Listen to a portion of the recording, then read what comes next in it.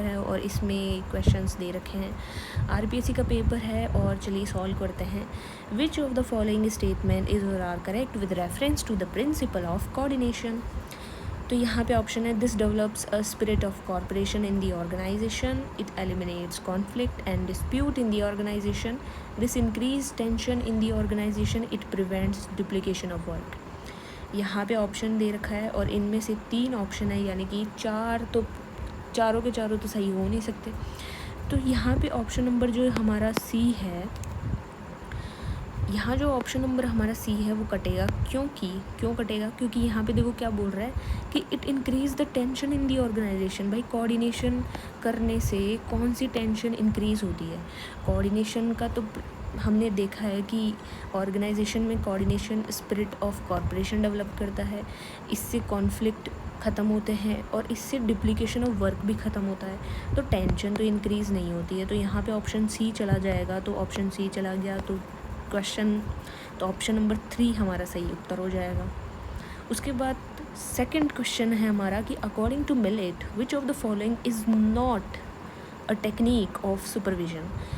Millet ने supervision की 6 techniques दी थी, उनमें से कौन सी नहीं है ये पूछी है।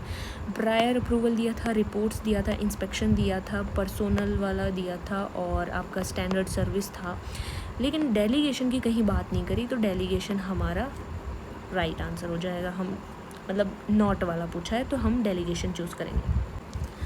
क्वेश्चन नंबर 3 है हमारा कि the concept of acceptance of authority is associated with, सीधा Chester Barnard. Who said that the concept of delegation is only imagination in the organization? Myth किसने कहा था? M for myth, M for Mary Parker Follett। तो यहाँ पे आपका option number 1 हो जाएगा सही। दूसरा है who said staff is an expansion of the personality of executive, it means more eyes, more ears and more hands to aid him in forming and carrying out his plan। ये statement किसने दिया था? ये statement दिया है आपका मोने ने। क्या है ये स्टेटमेंट?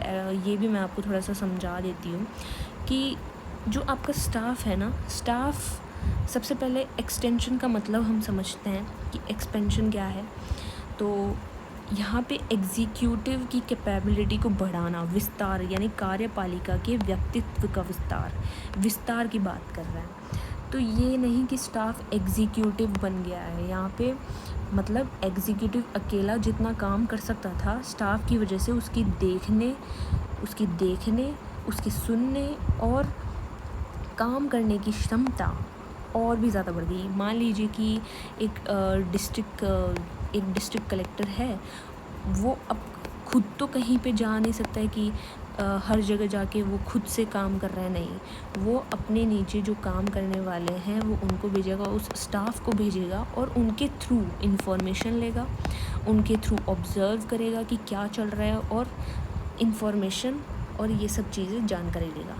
तो यहाँ पे एग्जीक्यूटिव हर जगह खुद तो जा नहीं सकती है, इसलिए स्टाफ अलग अलग जगह जाकर इंफॉर्मेशन कलेक्ट करता है और इस तरीके से आप कह सकते हैं कि कलेक्टर की एक्स्ट्रा आंखें जो है स्टाफ बन गई है। तो ये स्टेटमेंट हमारा मोने ने दिया था।